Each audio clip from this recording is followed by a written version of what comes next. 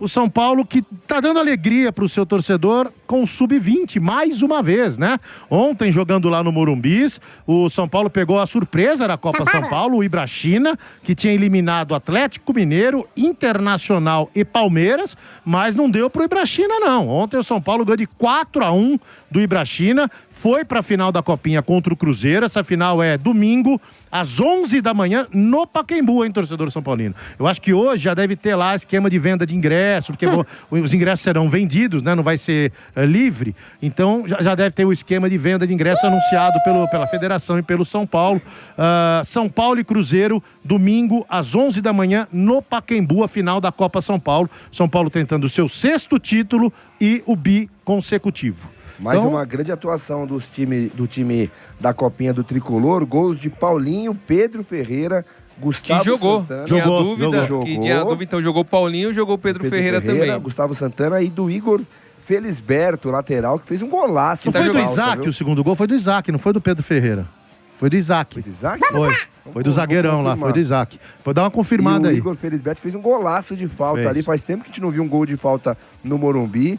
Bela cobrança, São Paulo com uma galera muito boa aí que pode subir e tem que ser aproveitado, viu? E é impressionante como o trabalho do Alan Barcelos está sendo muito bem executado, né? Ele teve o contrato renovado até 2027 e é impressionante como o São Paulo, quando você espreme a laranja, né? O ano passado foi isso, subiu vários jogadores, vendeu todos por preço de banana. Parece que não vai ter mais ninguém ali para você aproveitar e já tem alguns bons valores, tá? O Lucian, por exemplo, que tem jogado na lateral direita, tem marcado muitos gols. Peraí, que senão o Penteiro vai te encher os olhos. Chama a vinheta! Vamos, São Paulo! No tempo de jogo, vamos de tricolor! Pode continuar, Ranieri. E é isso, né? Então o São Paulo vai ter o Paulinho, que provavelmente ele vai... De nada, quero. Ele vai ser integrado ao elenco profissional e tem entrado bem. O Pedro Ferreira, que também é um jogador que, como eu disse na partida diante da Portuguesa, ele dá aquele passe pro Caleri, mas ele participa muito do jogo nos minutos que ele fica em campo e ele tem um toque refinado na bola. E outros jogadores, você pega o Lucian, você pega o Felisberto também e outros jogadores aí que também podem ser aproveitados. E corrigindo exatamente, o segundo gol foi do Isaac, com cruzamento do Pedro Ferreira. Então, uma assistência do Pedro Ferreira, que é um baita de um jogador. O Rony tá mandando pra gente, Marcelão, ingressos já estão à venda no site da federação e já estão quase esgotados. Então tá aí, torcedor são paulino que pretende assistir essa final da Copa São Paulo em loco, corra, porque... Domingão, né? Domingão, 11 da manhã no Pacaembu. Então, segundo o nosso amigo, já estão à venda os ingressos no site da Federação Paulista.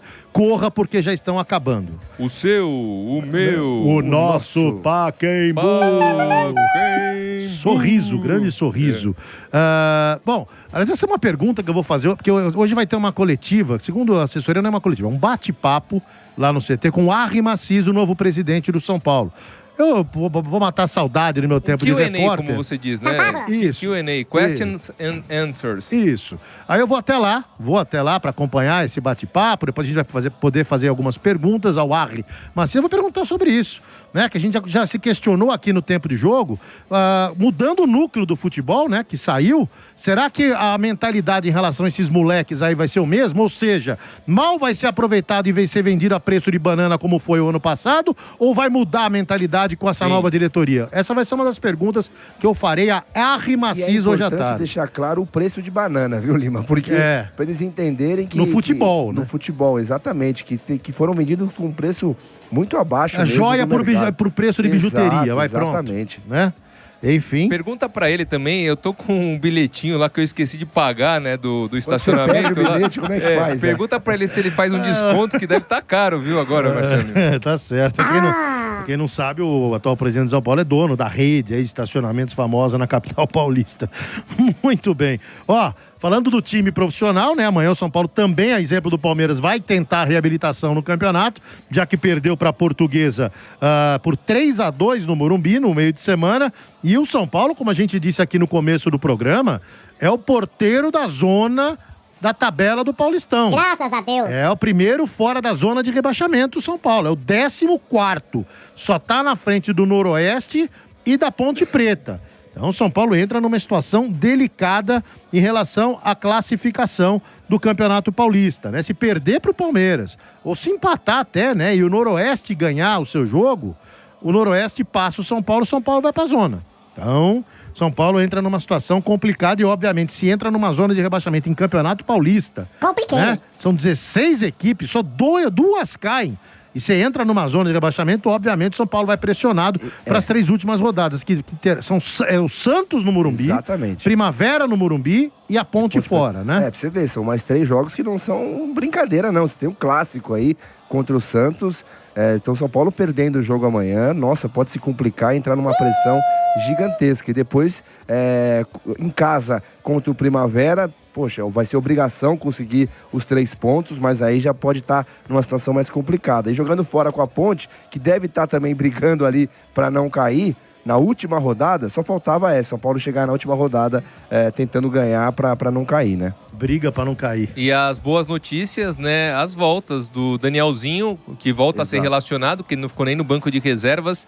E também o Marcos Antônio, que até entra no decorrer da partida, mas que são, acho que, 2 jogadores fundamentais aí. Quando eles não jogarem, Danielzinho, que acabou de chegar, mas já se tornou uma peça importante, e o Marcos Antônio, o time do São Paulo, ele vai sofrer demais. E a questão do Lucas também, né? O Lucas Moura precisa fazer uma partida razoável, pelo menos para dar um alento aí pro torcedor São Paulino. Tem que ver se ele vai jogar no gramado artificial, né? Essa Esse é o dúvida ponto, se ele né? vai ser poupado com relação ao gramado artificial da Arena Barueri. Parece que ele não vai jogar. O Crespo foi perguntado na coletiva e ele disse assim, não sei, vou conversar com o Lucas, se ele... Eu até achei um tom assim, meio que ele querendo dizer, todo mundo tem que jogar, mas eu vou conversar com o Lucas, se ele não quiser jogar, ele não vai jogar. Mas o Lucas, se eu não me engano, ele participou dos últimos 3 jogos, né? Pra pegar ritmo, inclusive, e tal. Então, muito provavelmente... Talvez, eu acho que provavelmente ele vai ser relacionado, mas não vai começar como titular. Eu queria saber do Ranieri, dos amigos aqui, uma questão. O Crespo, ele tinha tanta convicção nos 3 zagueiros, né? E a gente cobrava dele uma variação tática. Agora ele mudou, será que não volta mais pros 3 zagueiros também? Ele tem arriscado, né? Aliás, ele já testou diferentes sistemas de jogo com uma linha de 4 ali. Eu acho que muito das críticas também, talvez tenha ferido um pouco ali o ego dele, né? Como treinador de um esquema só, de um sistema só.